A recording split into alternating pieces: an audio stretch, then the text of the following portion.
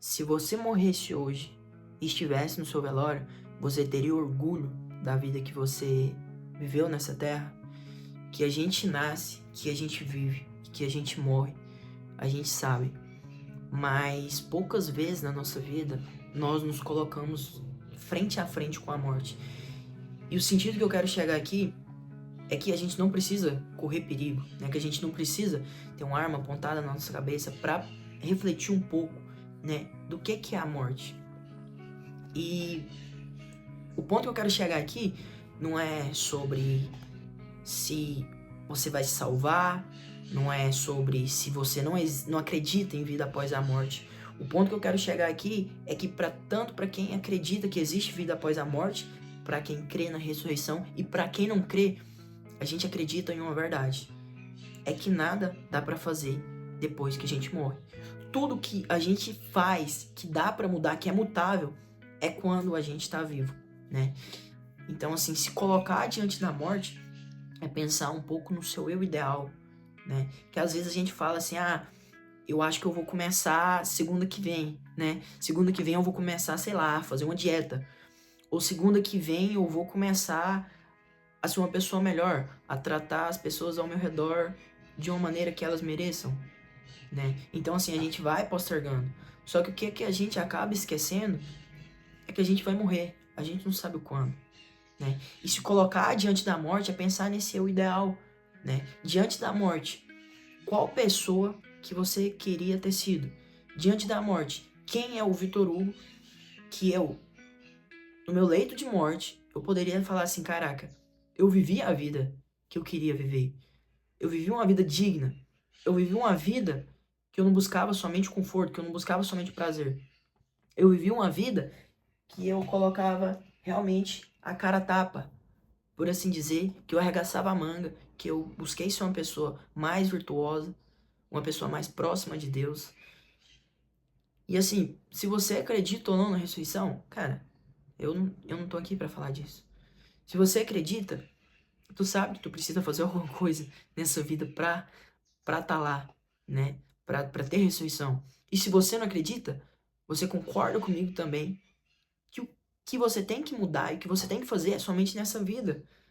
Se colocar diante da morte é realmente pensar: será que hoje eu tô vivendo uma vida digna, uma vida de acordo com os meus ideais, uma vida aonde que se eu partisse hoje, e não é questão material, não entra aqui diretamente na questão material, mas é assim, é se tornar, é ser antes de ter, sabe?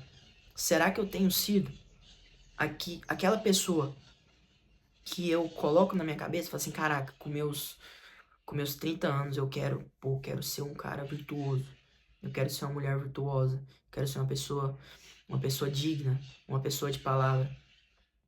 Porque se a gente fica postergando essas nossas pequenas decisões de mudança, de se tornar uma pessoa melhor, a gente acaba que nunca vai ser. E quando a gente se coloca diante da morte, a gente pensa sempre no nosso eu ideal, né? E aqui eu convido vocês a refletir um pouco e até talvez fazer um exercício, né? Sei que muitos não irão fazer, mas para aqueles que irão fazer, eu recomendo bastante, que é você se imaginar, né? No seu leito de morte, realmente, e como se o seu melhor amigo estivesse escrevendo uma carta. Quem foi o Vitor Hugo nessa vida? Porque quando a gente se coloca diante da morte, a gente começa a ver assim, caraca, eu não quero morrer como um Zé Ruela. Eu não quero morrer como uma pessoa que, pô, passava o tempo todo no celular e passei a vida toda só comendo merda. Cara, eu não quero, tipo, diante da morte, não, né? Pô, por assim dizer, tu olhar a sua vida e falar assim, cara, eu fui uma pessoa que passei o tempo todo dando scroll no celular. Eu passei 6 horas do meu dia dando scroll no celular e conversando merda. Diante da morte, você não se imagina isso. Você não se imagina, cara. Se tu se imaginar diante do seu leite de morte, olhar pra trás e falar assim, cara, o meu eu ideal passou o tempo todo no celular, cara, parabéns. Tipo assim, aí é você que tá tomando essa decisão. Então, assim, mas é realmente pensar, quem que é o meu eu diante da morte? Quem que é o meu eu diante dessa vida? Porque tu não escolhe onde tu nasce, tu não escolhe a forma que tu morre, né? Tem muitas vertentes aí e eu não quero chegar nessa vertente. Eu quero chegar assim, quem que é o seu eu ideal diante da morte? E quando a gente faz esse exercício, a gente se coloca em um estado que onde hoje a gente não se encontra, mas que onde, quando a gente vira essa chave, a gente pode se encontrar, entende? Então, assim, a nossa luta constante é em definir quem é o nosso eu ideal, quem é o nosso eu diante da morte, quem é o Vitor Hugo diante da morte. Será que o Vitor Hugo diante da morte é um cara que só busca prazer, que só come besteira, que só pô, conversa, só fala merda, que, né, que não quer nada com nada? Ou será que o meu eu diante da morte é um cara virtuoso, é um cara que procura Deus, é um cara que busca, né, zona de desconforto para se fortalecer a cada dia, é um cara que vai atrás dos seus sonhos? O ponto que eu quero chegar é que, tipo assim, hoje a gente não tá aqui, mas a gente pode chegar. Mas se a gente não sabe aonde que a gente tá indo, qualquer caminho pode nos levar ao destino. Por quê? Porque se tu não sabe aonde que tu quer chegar, qualquer caminho serve. Então, assim, é pra gente refletir um pouco. Quem que é o meu eu ideal diante da morte, né? Ah, beleza. Então, eu imaginei quem que é o meu ideal. O meu ideal é uma pessoa virtuosa, uma pessoa que toma decisões difíceis, uma pessoa que vai atrás dos seus sonhos. E a nossa grande batalha, depois de descobrir qual que é o nosso eu ideal, é ir atrás todos os dias. Nem todos os dias a gente vai conseguir ser aquele eu ideal. Mas o mais importante é a gente chegar no final do dia e falar assim, cara, beleza, aonde que eu errei? Aonde que me aproximou mais de ser aquela pessoa no qual eu quero ser diante da morte, em ser aquela pessoa que eu quero ser lembrado. Porque eu não sei se tu já imaginou isso, mas tu vai ser lembrado pelas ações que você teve aqui nessa terra. Tu vai ser lembrado por aquilo que você fez e faz todos os dias. Cara, se tu é uma pessoa preguiçosa, todo mundo vai lembrar que você é uma pessoa preguiçosa. Se você é uma pessoa que não tem palavra, todo mundo vai lembrar que você não tem palavra. E assim é o contrário.